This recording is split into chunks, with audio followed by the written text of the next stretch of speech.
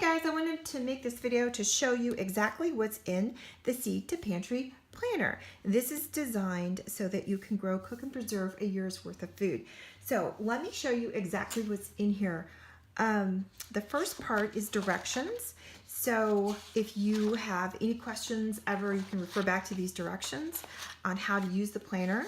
It's not hard. We just went over everything very thoroughly here. And then we have some common conversions there. It's really kind of handy to have, and fun mason jar design there. So then we get to the first part of the planner, and this planner is divided up into three parts. You have your year, your months, and your days. So let me show you exactly what is here in the year. So we have goals for the year, and we start with preserving because we want to start with the end in mind. Stephen Covey, right? So we're starting with the end in mind. So we want to write down our goals because we're more likely to achieve our goals if we have them written down someplace, and this is the best place to have them written down. And then we have some charts that are going to show you the amount of food per person that you're going to need for canning. We start off with canning here, and then we move to our worksheets. So the worksheet is designed to go ahead and let you figure out exactly how many jars per person you're going to need, and then how many jars for your family that you're going to need to can. So basically what you're going to do is you're going to start here, and you're going to go back over to the charts and find out how much per person, and then you're going to come over here, write that down, and then there is some formulas here to help you figure out everything that you're going to need. And it's it may look a little bit complicated, but I promise it's pretty straightforward. If you've ever doubled a recipe, that's enough math that you have to know to figure this out. So, and we have been pretty generous with these sheets so that, you know, if you have a lot of stuff that you're putting up, we have plenty of room for that.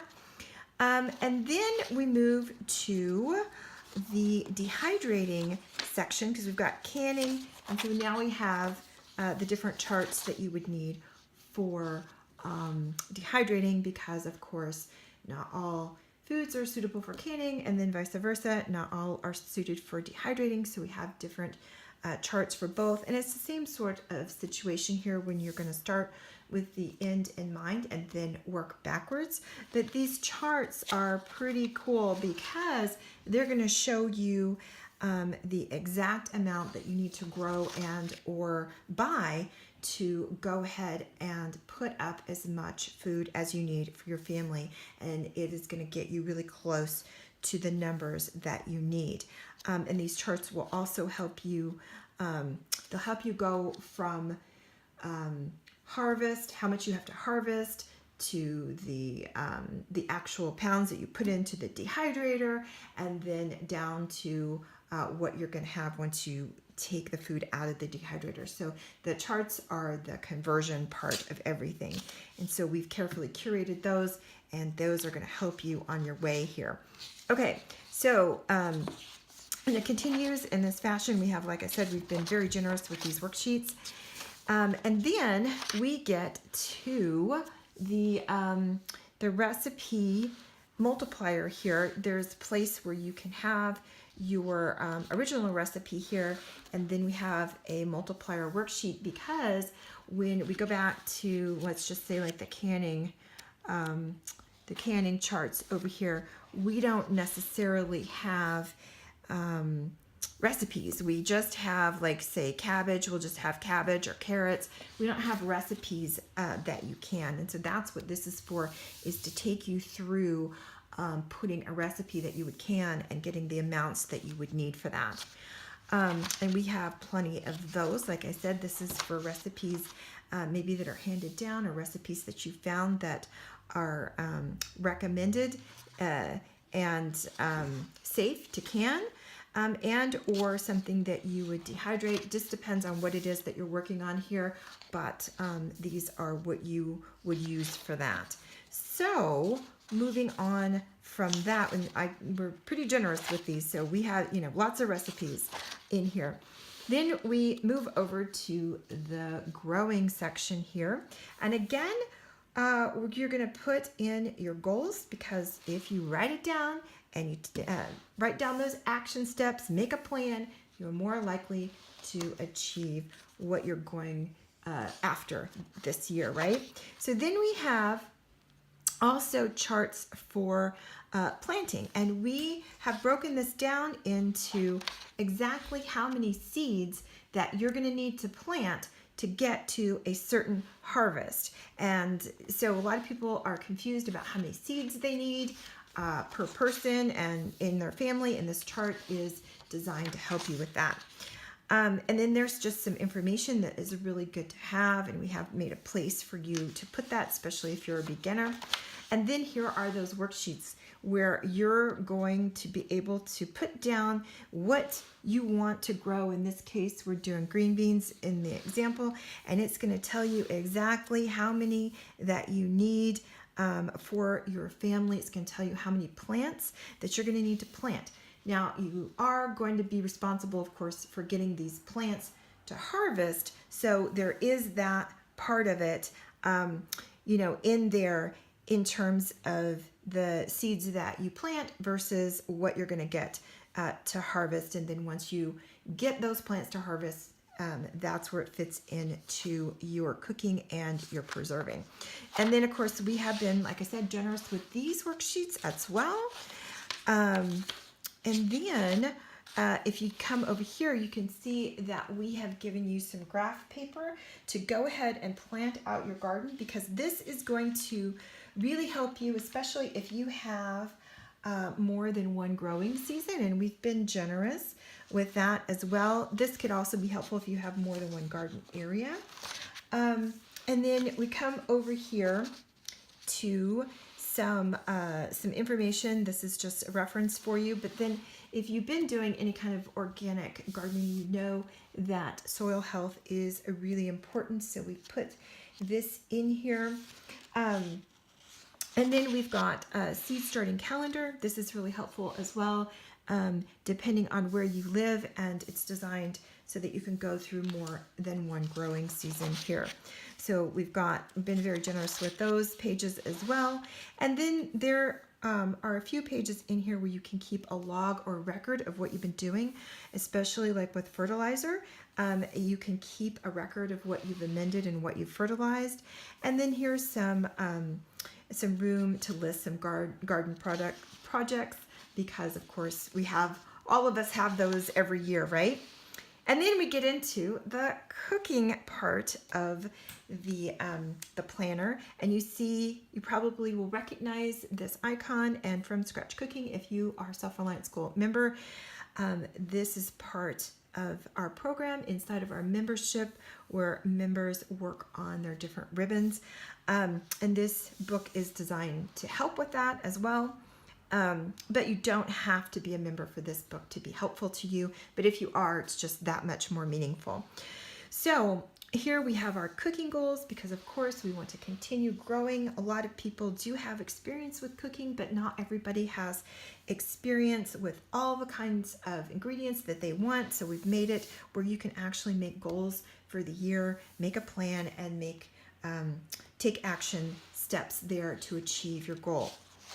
So then we move into your living naturally goals, and this has to do with your cleaners and your skincare and anything that would help you live a more natural life, even growing herbs medicinally. And you can see over here we have some worksheets for you to keep track of that. This is it helps you figure out the condition or purpose that you're using herbs and roots for. And then of course we've been generous with those two.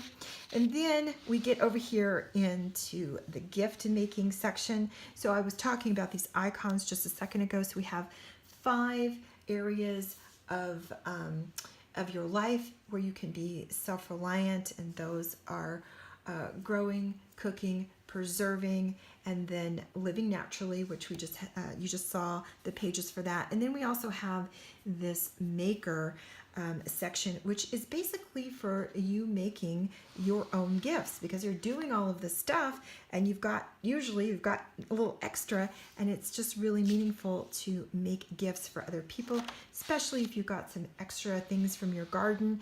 And then we give you some worksheets to do that with, and gift ideas. We give you budget planner there as well. And then we get to your months. Okay, so this is the second part of the planner. And basically, what you can do here is we have made it where you have a month at a glance. This planner is one where you can start anytime. You can see the month is not filled in, or neither are the dates. So you can start it in March, April, May, it doesn't matter when, just as long as you start, right? And then you can start this planner. It's just so frustrating to have all of this stuff scattered about the house. So I thought this would be really helpful to have everything here where you could, put the normal things that you might have, doctor's appointments or whatever, so that you can have it all at a glance here.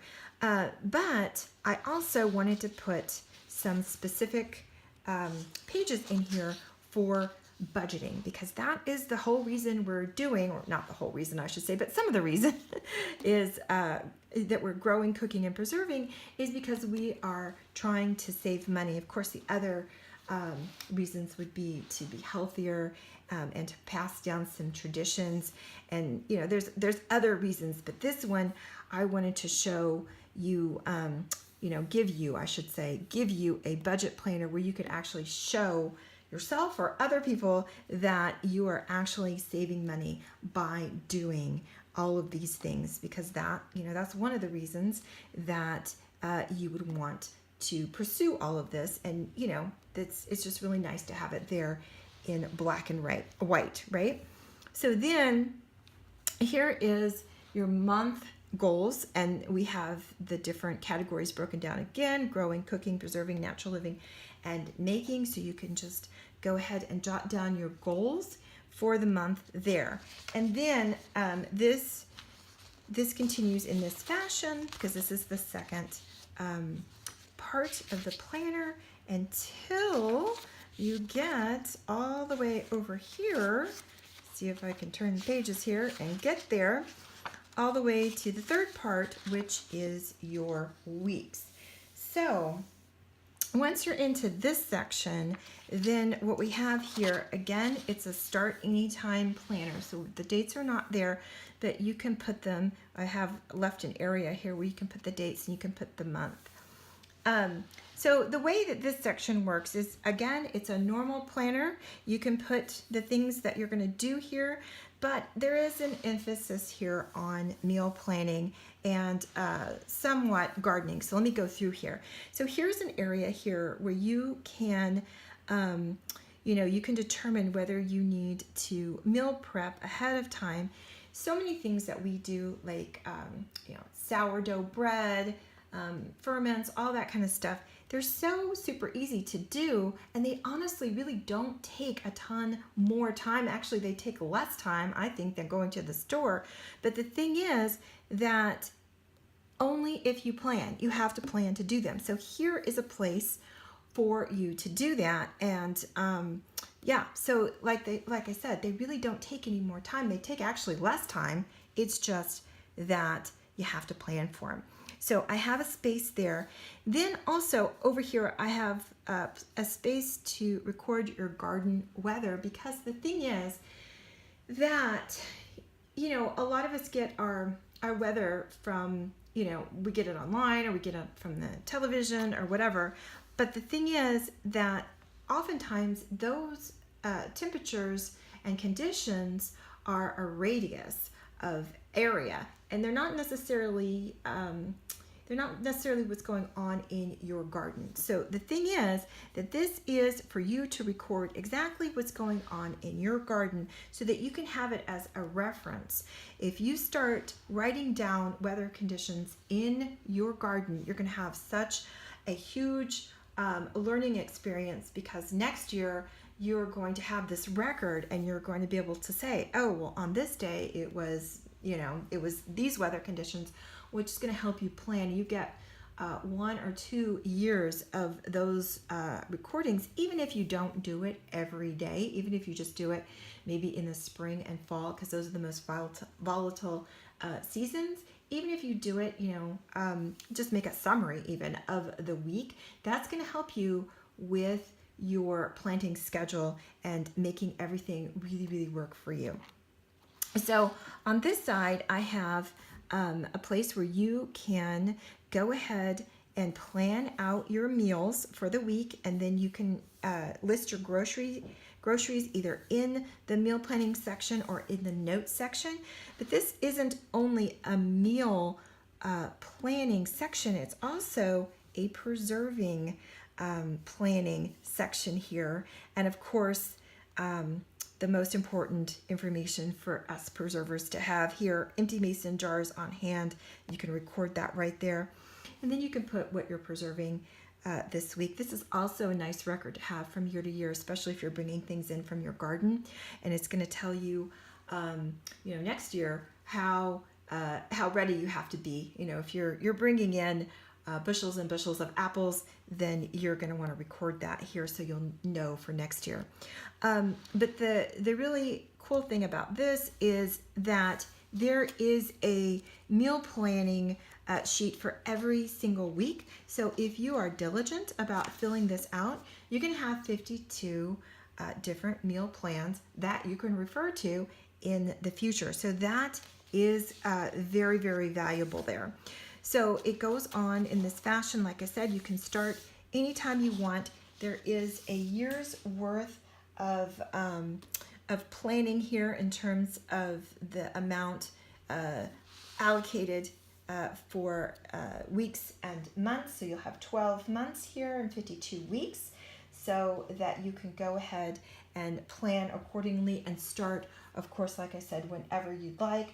And dare I say that if you were to somehow get distracted and or have some sort of emergency come up, what you could do is, if you needed to take a break, you could come back in however many weeks. Hopefully it's just a few days, but whatever the case may be, you could come back and you could start at the time that you come back, so you wouldn't waste any of these pages. So the thing is that I wanted to show you the very end. I always like it when people show me everything that's in the book. So here is a notes section at the end. And basically, what we've done here, like I said, is we've taken a lot of the information that you're going to need to go ahead and grow, cook, and preserve a year's worth of food, and we've put it into this book where you can sit down and you can actually think about what you want to do and how you want to do it. Of course, it doesn't have to be all or nothing. We have that growing section, but if you are not there, if you don't have a garden, that's perfectly fine. You can just take advantage of the preserving section. You can buy the different foods that you might need at a farmer's market, and then you can go from there, because that's how we've designed this, where it's going to tell you the exact amount of pounds that you're going to need to put up. So basically, I wanted to come back over here because this is the meat and potatoes of the whole planner in terms of showing you what you need, and I wanted to again tell you not to be scared of any of these of the math. It looks like it's a lot of math, but it really isn't. So don't be worried about that. We are making a video so that it will take you step by step in terms of how to figure this out. But it's not hard. We have an example here. If you just looked at it, it's not a big deal. But I did also want to show you the thickness of the planner. So you can see it's pretty thick as it is. So here's the thing. When I was going and designing this, basically what I did was I did two planners in one, because the thing is that this is the planning part, and there will be a separate book that will come out that is just a record keeping book, and that is to keep records. Now there are a few places in here where it just makes sense on a daily basis to keep records, so I put those in here. But the thing is that it was already getting pretty thick, and I wanted you guys to be able to actually use it. I didn't want it to be like this huge book that you would never use. And so look for that coming out, and that would just be a record keeper that you could you could even transfer some of the information that you've gathered during the year to that record keeper, because the record keeper will be meant to be recorded in on a yearly basis. So definitely look for that, but understand that this is a planner, not a record keeper. So I really had to wrap my brain around that when I was designing it, because I wanted to put it all in one book and it just wouldn't fit. But this is for you to plan out everything. So the other thing I wanted to mention is that it's spiral bound, so that you could go ahead and bend back pages just like this if you needed to, and so you can do your planning and all of that. But the thing is that this really gives you, oh my goodness, it gives you some guidance, because there's so many people that email me and say, I just don't know where to start. I have no idea how many seeds to buy. I have no idea how many pounds of tomatoes that I need for my family for a year. And this isn't going to get you to the exact ounce, because of course we're all human, and there's the things that happen and all that, but this is going to get you close. This is going to get you an idea of what you need to do and the things that you need to work on and obtain. Like if you're obtaining seeds, it's going to tell you a ballpark in terms of how many. If you're just buying the food, it's going to tell you how much of that you're going to need. And then of course it tells you how much you need to get to harvest. So there's a lot of things that could happen between planting something and it getting to harvest. So it tells you, this book will actually help you figure out how many things that you're going to need to get to harvest. Because the thing is that just because you plant the seed, like I just said, that doesn't mean you're going to harvest that much. So if there's a gap in there, it's going to tell you that, and you're going to know that, and you're going to know that, oh, okay, well, I lost this many tomato plants, so I have to make up X amount of pounds of tomatoes in order to preserve for the year for my family. So that's where this comes in super, super handy. The other way that I find this super handy is that it's going to allow you to figure out exactly where you need to concentrate. I had a friend who had some apple trees, and she was just trying to get all those apples off the tree, and she's trying to preserve them, and she was scared that they were going to go bad and all this stuff. But the thing is that she had enough apples for the year, and so because she was concentrating so much on those apples, that meant that she did not pay attention to the other things in her garden. So I'm not suggesting that you waste apples or anything like that. Certainly there is a place where you could donate them, or you could have some friends come and get them and all of that. But the thing is that she had all the apples that she needed. She really needed to concentrate on other things. So that's where this is going to come in really super handy with these worksheets, and you're going to know, here's the worksheets for the gardening. You're going to know what you need to concentrate on. And that's how this is going to be a lifesaver for you, especially if you are growing, cooking, and preserving, or actually doing just even one of these three things. It's really, really going to help you with your focus and your goals. So look for the link to purchase somewhere around this video.